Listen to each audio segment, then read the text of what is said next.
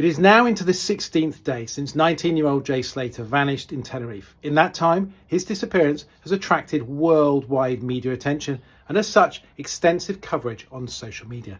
This has led to massive speculation with theories at times very misleading and with inaccurate information.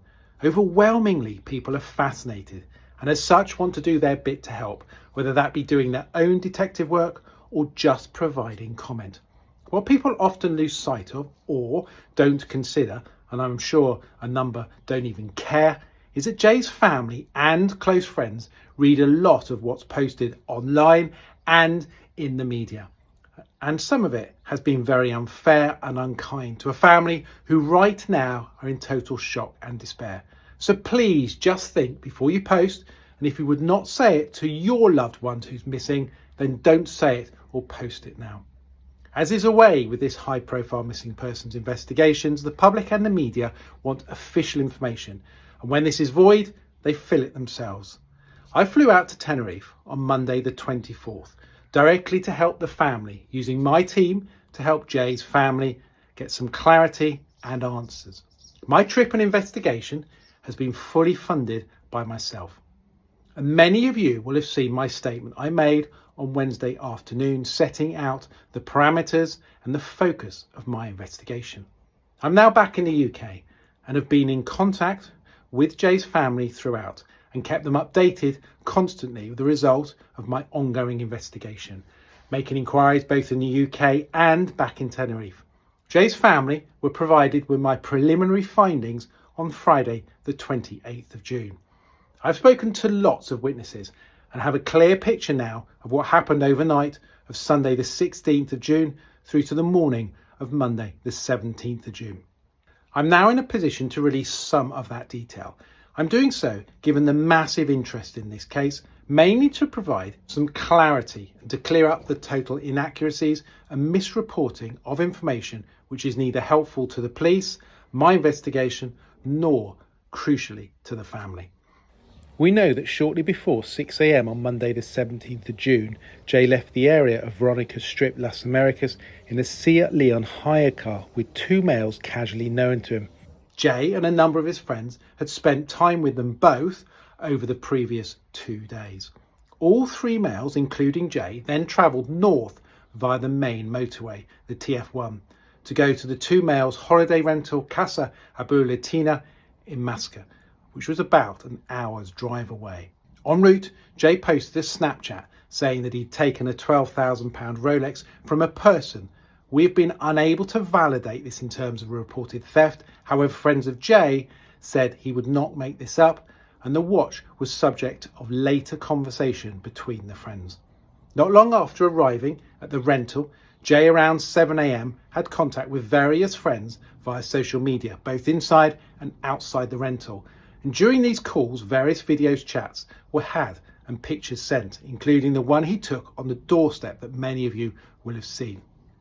I am confident that that photograph on the doorstep is him, wearing a throw, a blanket from the apartment and his black and green Air Max trainers, which he had on the night that he went out. We know at around 8 a.m.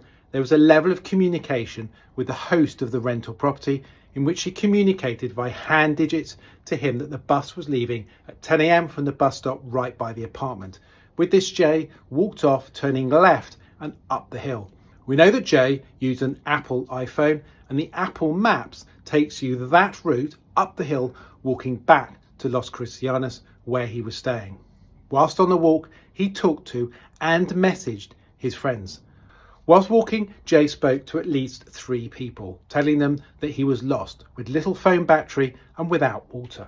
He was told to go back by 2 people to the rental. He said he could not do that and that he'd already been walking 30 minutes and that he was now off-road and was walking on a track where there were loose stones.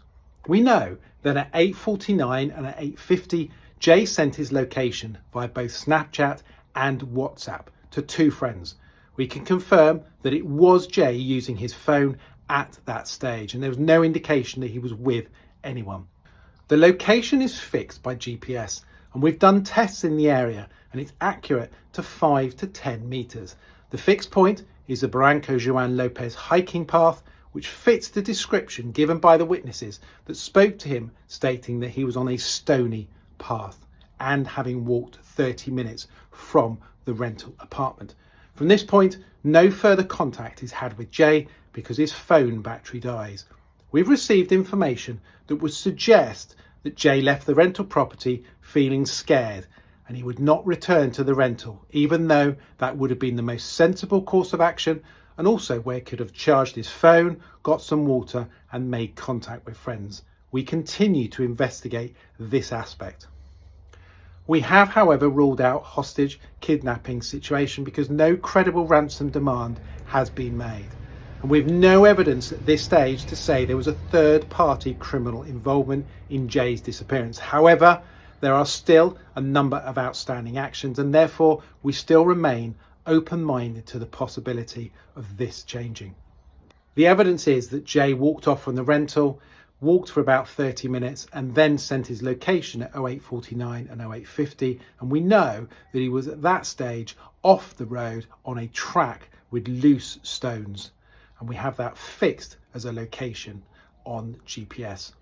I now want to make an appeal for landowners in the area of Teno Rural Park to check any outbuildings and land that they have, in the hope that further searches will continue by volunteers in the area not yet searched. I've largely remained silent to date with our investigation, not giving any interviews, but have felt the need to make a statement now to clear up facts, which I've advised the family I would be doing. This has been done as I hope it will enable people to accept the evidential facts and thus reduce the number of and inaccurate reports and information that are being publicised and circulated. You will appreciate that as part of our investigation we have spoken to a significant number of witnesses both here in the UK and in Tenerife, including Jay's friends who are fully engaged with us, and as such we've received a significant amount of both personal and sensitive information. We've even spoken to significant individuals in the drugs fraternity in Tenerife. Much of that information is highly sensitive, and so therefore we will not be releasing it.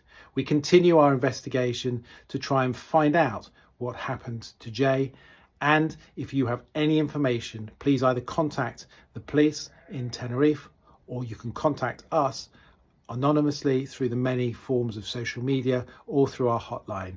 Thank you.